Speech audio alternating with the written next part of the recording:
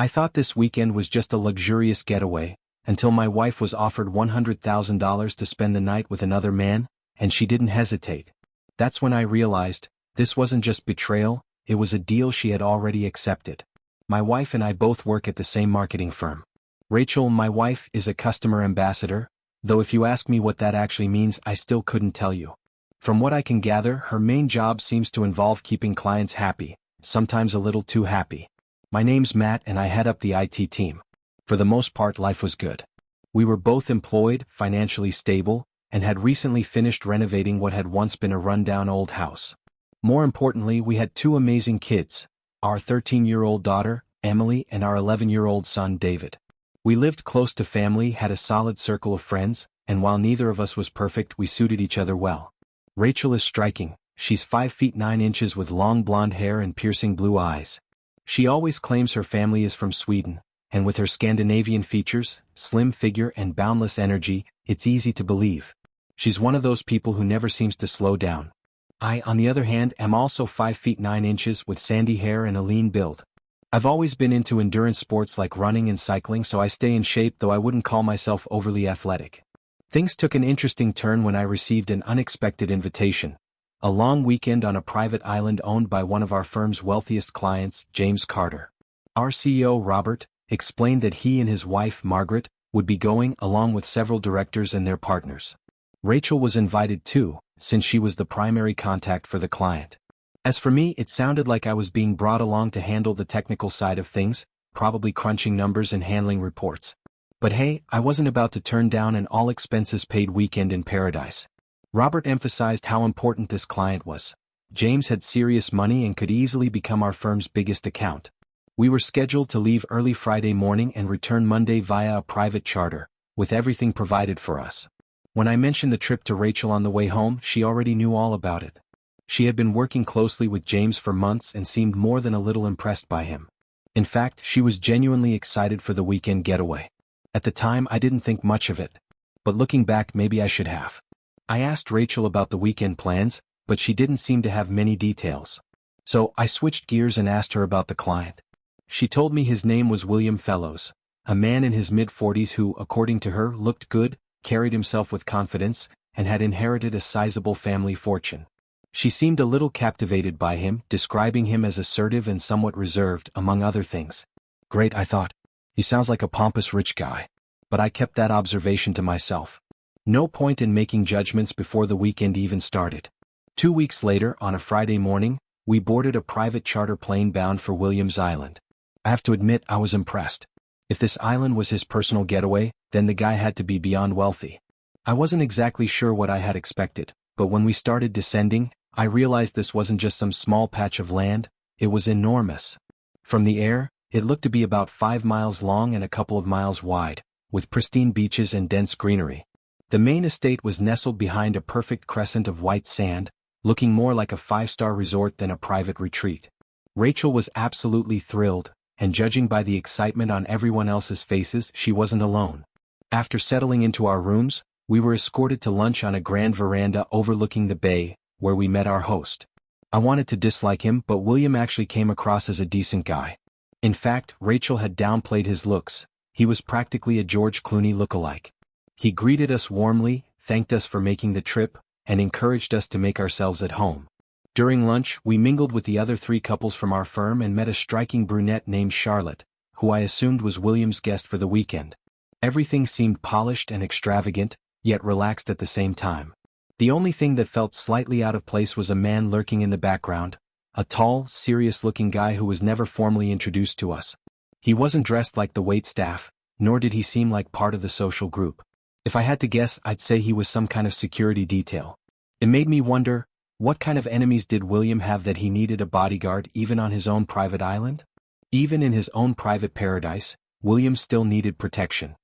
His security detail remained discreet but ever-present, which only fueled my curiosity about what kind of enemies a man like him could have.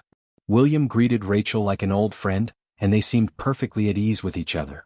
She, along with the rest of our group, hung on to most of his words, not surprising given that he was both an incredibly generous host and our firm's most valuable client. The afternoon was fantastic. We spent hours snorkeling, kayaking, and just unwinding in the warm, crystal-clear bay. Waitstaff circled constantly, offering free-flowing drinks and gourmet food. It was luxury at its finest, and no one seemed in a hurry to let the moment end. That evening we gathered for dinner with the entire group. The atmosphere was light and cheerful, with everyone engaged in relaxed conversation. At some point, Charlotte, the striking brunette from earlier, came over to introduce herself. She was charming, with an effortless elegance that suggested she came from money. She spoke about growing up in England, and while I got the impression she had never needed to work a day in her life, she seemed genuinely down to earth.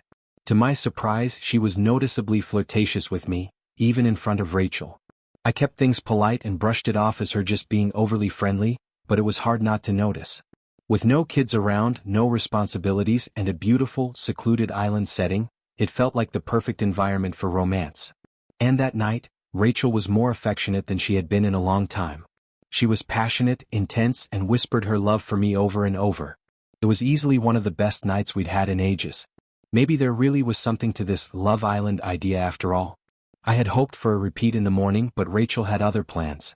She was up early, showered in record time, and dressed for breakfast before I had even fully woken up.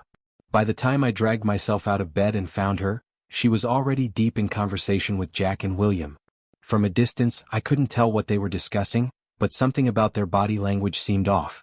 Both Jack and Rachel looked a little tense, like they were under pressure. I wondered if William was using this idyllic weekend as an opportunity to push them into something business-related. I walked over to where Rachel, Jack, and William were talking, hoping to casually join the conversation. It quickly fizzled out, and after a quick bite to eat, we all settled in for another beautiful, carefree day by the pool. That evening we went out for dinner, and I couldn't help but notice that Rachel had gone all out with her appearance. She had slipped into a stunning red satin dress, paired with stilettos that made her look even taller. She was effortlessly breathtaking. After dinner, William approached us with a request. "Would you mind sparing me a few minutes?" he asked smoothly. Rachel and I exchanged glances before nodding in agreement, following him into his private office. One of his ever-present security guards trailed behind us, lingering by the door. William took a seat in a high-backed leather chair, exuding the same unshakable confidence he always carried. Rachel and I sat on the sofa opposite him, though I noticed she positioned herself slightly away from me. A long pause filled the room before William finally spoke. "I have a proposal for you, Matt. It's personal." I raised an eyebrow, forcing myself to appear calm despite the sudden tension in my chest. "Okay," I replied evenly, though I had no idea what to expect. William leaned forward slightly, his expression unwavering. "Over the past few months, I've had the pleasure of working with Rachel and getting to know her better. It's been nothing short of wonderful. We get along incredibly well and have developed a strong connection." He paused as if waiting for my reaction. The way he emphasized relationship made my stomach twist uncomfortably, though I still had no idea where this was going. He continued, his tone disturbingly casual. "With that in mind, I have a proposal for you. I'd like to spend the rest of the weekend with Rachel. Just the two of us. And, of course, I understand that time away from you comes at a cost. To make it worth your while, I'd be happy to transfer $100,000 into your joint account." For a moment I thought he was joking. It was so absurd, so surreal that I instinctively let out a short laugh. If this was some kind of game, I couldn't resist playing along. "Well, William," I said smirking, "seems like you're being a little tight-fisted. Didn't Robert Redford offer more than $1 million for Demi Moore?" No one laughed. The room fell into a thick, suffocating silence. William remained completely unfazed, his expression unchanged. It wasn't a joke. "As in any other business," he continued, his voice steady, "the terms can always be negotiated." William leaned back in his chair, his expression as calm as ever. "I'm open to negotiating the price," he said smoothly. "I always get what I want. Besides, Charlotte would find herself in an awkward position this weekend, and I'd be grateful if you'd keep her company. It seems like a fair trade." I turned to Rachel, expecting her to laugh or roll her eyes at the absurdity of it all. But instead she just looked uneasy. No amusement, no outrage, just hesitation. "This isn't a joke, Matt," she said quietly. "William invited me to join him, and I think we should seriously consider his offer." For a split second, I was so stunned that I couldn't process her words. Seriously consider? I wanted to hit him. More than anything, I wanted to wipe that smug look off his face. But when I turned back, the security guard was already closer, though I hadn't even seen him move. William continued, completely unfazed. I assure you your wife is fully on board with this idea. Where's the harm? We all enjoy ourselves and you walk away with a substantial sum of money. I turned back to Rachel, searching for something, anything, in her expression that would make sense of this. Maybe the price difference is because Demi Moore wasn't interested, I muttered, my voice laced with bitterness. Rachel flinched but said nothing, though I could see the tension in her jaw. I tried to think, to rationalize, but my mind was spinning. My breathing grew shallow as I fought to keep my composure. I glanced at the guard, sizing him up. His posture had shifted, he was no longer just a bystander. He was watching me carefully, ready to react. And judging by his stance, I had no doubt that if I so much as clenched a fist, he could take me down in seconds. I exhaled sharply, locking eyes with him. What's your name? I asked, my voice tight. Ex-military, I'm guessing? The man barely reacted. Shane, sir. And I can't comment on that. I gave him a tight smile. And if I were to take a swing at your boss, I assume you could end me with your bare hands? Shane's lips curled into the faintest smirk. Maybe. But let's not find out, sir. I turned back to William, who was still watching me like I was nothing more than a piece in a game he was playing. I forced a casual shrug, though my pulse was hammering in my ears. Well, I said, it's a good thing Rachel and I are both interested in exploring things, with each other, that is. We may like other people, but that doesn't change what we have. William chuckled softly, shaking his head. I'm sure you and Charlotte would have a great time too. I clenched my jaw, every instinct in me screaming that I needed to get out of that room before I lost control. Rachel's words hit me like a freight train. It took a moment for them to fully register, but when they did, the weight of them crushed me. The difference, Rachel, I said slowly, my voice barely steady, is that I don't want anyone else. And this is more than just some casual proposition. This is betrayal. This is you conspiring behind my back. How am I ever supposed to trust you again? If you're willing to do this once, what's stopping you from doing it again? She didn't flinch. In fact, she looked almost prepared for my reaction. Don't fight it, Matt, she said softly, tilting her head as if I were the one being unreasonable.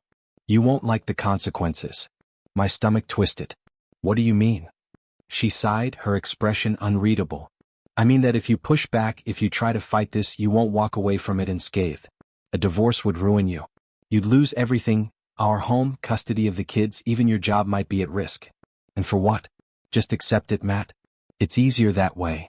She took a step closer, lowering her voice. I'll see you in the morning. And remember, I love you. Only you. I needed to get out of there. My chest was tight, my pulse pounding in my ears. If I stayed any longer, I was going to explode. I stormed out, my mind racing with 1,000 thoughts, each one more desperate than the last. Is there a way out of this? How do I fix this? Shane was waiting outside, arms crossed. His expression was unreadable, but there was a trace of amusement in his eyes. You can't leave the island tonight, he said, his tone matter-of-fact. There are no boats, and the plane and pilot already left for another charter. You could try to radio for help, but I doubt anyone's going to rush in to save a man from a cheating wife. I exhaled sharply, shaking my head. Glad you agree she's being unfaithful. She doesn't seem to think so, and honestly, I'm starting to doubt myself. Shane shrugged. So what now? I have no clue, I muttered. And thanks to you, I can't even take a swing at him. He smirked. Yeah, sorry about that. I ran a hand over my face, exhausted. So what? I just sit around pretending none of this is happening? Shane gave a small shrug. You could find a way to take your mind off all this nonsense. Maybe spend some time with Charlotte. She's a great girl. And at this point, looks like you've got nothing to lose. I let out a bitter laugh. Right. Because that's the answer. Shane didn't reply, and I knew there was no real advice to give. With nowhere else to go, I turned back toward the villa. Maybe, just maybe, Rachel would change her mind. She didn't. But to my own surprise, I actually managed to fall asleep that night, probably from sheer exhaustion. The next morning came far too soon. I changed into my workout clothes, hoping to slip out unnoticed and clear my head with some time alone. If I was lucky, I could avoid everyone and focus on my own thoughts at least for a little while. Unfortunately, as soon as I stepped into the dining room, I realized I wasn't going to be that lucky. Rachel was there, along with William and the others, all gathered around as if nothing out of the ordinary had happened. I let out a sharp breath and shook my head, feeling a strange sense of detachment from it all. No, I said, my voice steady. He paid for you so he can keep you. Rachel's face barely flickered, but I could see a few nervous glances exchanged around the table. It wasn't just her. The entire group looked suddenly uneasy, as if they'd been caught in something they hadn't expected me to call out. Before I turned to leave, I hesitated. No. They didn't get to act like this was normal. If this whole thing had been planned for weeks, if they had all known about it, then they needed to hear me out. I believe this weekend has been in the works for quite some time, I said, my voice filling the room. And I believe most of you knew exactly what was going to happen. So, it's only fair that you all hear what I have to say. A tense silence settled over the table. Jack and Margaret, two people I had considered friends, shifted uncomfortably, avoiding my gaze. Jack, Margaret, I continued, I never would have come this weekend if I had known you'd be involved in something this vile. It never even crossed my mind that you would be part of this. More uneasy glances. No denials. I'm sure before we return home, you all plan to have some sort of damage control conversation with me, I went on, my voice bitter. You probably expect me to be reasonable, to act like an adult, and to accept the situation with grace. After all, it's just my pride and ego getting in the way, right? Nobody said a word. This whole thing was orchestrated. Step by step, I said, folding my arms. Phase A, get me here. Isolate me. Make me feel like this is normal. Phase B, once the weekend wraps up, let me process it, let me think I still have some control. Phase C, we go home and you expect things to smooth over, maybe we even get closer. Maybe we explore new territory together. I scoffed. And then, Phase D, a week or two down the line when I'm drowning my sorrows in a bar somewhere, you show up. You ask for forgiveness. You cry. You say you didn't realize it would hurt me so much. You love me. You regret it. And somehow I'm supposed to believe that. Rachel swallowed, looking uncomfortable for the first time since this conversation started. But it was too late for discomfort now. You might have had a chance, I admitted. But then you walked hand in hand with him in front of everyone. Smiling. Looking so pleased with yourself. I shook my head. The answer was clear now. This isn't something I can move past. This isn't something I should move past. I exhaled slowly, my voice calm despite the storm raging inside me. Honestly, we're better off divorcing. It's healthier than living in a home filled with resentment and lies. You can try to stop me from seeing my kids, but we both know I'm a good father. And they're old enough to understand exactly what's happening here. I looked at her one last time, hoping, just for a second, that I would see regret. That I would see something real. But there was nothing. Just silence. I doubt your family and friends will stand by you once they find out what you've done, I said, my voice calm but firm. Not after this. Rachel flinched, her expression unreadable. I don't care about the money, I continued. It's never been about that. It's always been you. The room fell into stunned silence. No one moved, no one spoke. They all just sat there, eyes darting between me and Rachel, unsure of what to say. I needed air. I needed space. So I left them there, still wrapped up in their uncomfortable silence, and set off for a run with Shane. The scenery was breathtaking, but I could barely focus on it. My mind was racing, my chest tight, but at least I had good company. Shane, sensing I needed the distraction, kept the conversation light, switching between asking about me and telling hilarious stories from his time in the British Army. We spent hours exploring the northern part of the island, climbing along the rocky coastline before making our way to a high point in the center. I was barely winded when Shane smirked and suggested we jog back since it was all downhill. He took off, setting a grueling pace. I could hardly keep up, but I had a sneaking suspicion he was slowing down just enough, either to support me or to mess with me. Maybe both. When we finally made it back, I barely had time to catch my breath before William appeared, looking as composed as ever. I want to withdraw my request to spend the evening with your wife, he said smoothly, as if he were negotiating a business deal. And instead, I'd like to increase the compensation. With those words, he handed me a slip of paper. I unfolded it and stared at the number written on the check. $250,000. $250,000. I turned to Rachel, who looked like she had been crying. Something in me snapped, and before I could stop myself, the words were already out of my mouth. You must have been really good to earn that much, baby. Rachel's eyes flashed with anger. That's not the point, she snapped. We made a terrible mistake and we're trying to fix it. I scoffed, shaking my head. William was the perfect gentleman, huh? I said mockingly. And what does that make you? William, still infuriatingly composed, chuckled. You're looking at this all wrong, he said smoothly. Am I? I shot back. Because from where I'm standing, you look like a very sad man. What are you, 48 years old. And this is how you get your kicks. Stealing things just because you can? You're like a spoiled child taking someone else's toy. William laughed, seemingly unbothered. I run an international corporation, he said, a hint of amusement in his voice. I donate millions to charity. I have plenty to focus on. I let out a bitter chuckle, shaking my head. Yeah. Well, according to research, that doesn't make you any less of a pathetic excuse for a man. I took a step closer to William, my voice low and steady. You act like you built this empire from nothing, but we both know the truth. You inherited this corporation. And under your management? It's shrinking. His smirk faltered for the briefest moment, but I didn't stop. As for your charity work, let's be real, you're not out there changing lives. You're attending galas, clinking glasses, and making sure your name is in the right circles. It's all just another vanity project, isn't it? I didn't wait for his response. I was done with this conversation. Later, thinking I was alone on the beach, I noticed Charlotte stretched out in a hammock, reading. The sunlight hit her just right, and when she looked up and smiled, it was dazzling. She had been beautiful before, but now? She was stunning. I walked over. Hey, about last night? She cut me off with a gentle shake of her head. No need, she said, her voice calm and understanding. I was sure you'd accept the offer. If I had known otherwise, I never would have approached you. Your reaction was completely justified. And by the way, your speech at breakfast? Absolutely brilliant. I couldn't have agreed more. I let out a small, humorless chuckle. Yeah, well, didn't seem to change much. She tilted her head slightly. Oh, it definitely did. When you left, Rachel looked off. Like she was really thinking about what she'd done. I scoffed. No. It wasn't some moment of clarity. It was an ambush, plain and simple. Charlotte sighed. She's completely under his spell, isn't she? William has that effect on some women. He's charming, sure, but it's all surface level. The river isn't that deep, if you know what I mean. We talked for a while and I found myself feeling lighter. For the first time all weekend, I didn't feel trapped in a nightmare.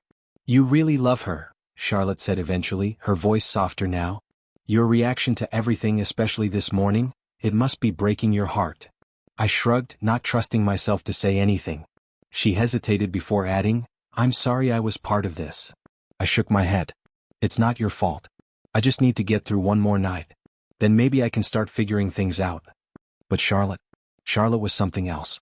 It wasn't just her beauty, it was the way she carried herself, the effortless grace in every movement.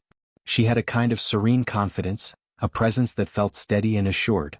And, to my surprise, for the first time in days, I wasn't thinking about Rachel. I didn't feel guilty either. The painful memory of Rachel with William had burned away any lingering sense of remorse. For the first time since this nightmare began, I had a good time. The next morning, the boat taxi arrived to take us to the airport. Then came the usual flight home. I picked up the kids and made arrangements for their weekend as best I could. They asked about their mom and I gave them a vague, carefully worded answer. Jack, to my surprise, fully supported me. And with that, we started making plans.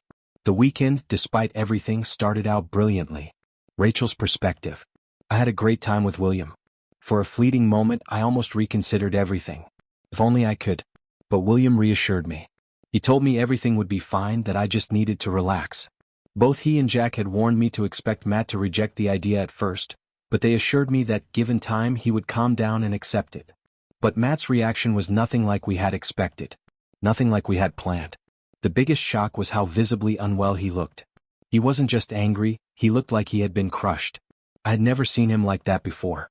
For a moment, I wanted to run after him, to say something, to fix it. But William held me back. Later that night, as I lay in William's arms, lost in pleasure, all my doubts disappeared. My body betrayed me, completely consumed by desire, and as he moved against me, I gave in completely. When it was over, I felt him relax beside me, his breathing steady, his warmth pressing into me. But sometime in the middle of the night, I woke up, confused. For a split second, I thought I was lying next to Matt, only to realize with a jolt that it was someone else. Guilt hit me like a wave. Where was Matt? How was he feeling right now? I must have stirred William because he pulled me close, kissing my neck, whispering against my skin. And just like that, the guilt faded. But the morning brought no such escape. At breakfast, William and Jack tried to smooth things over, presenting logical, well-rehearsed arguments. It all sounded reasonable, until Matt opened his mouth. In 5 minutes, he shattered every excuse, every carefully crafted justification. His words made William and Jack sound weak, pathetic even to me.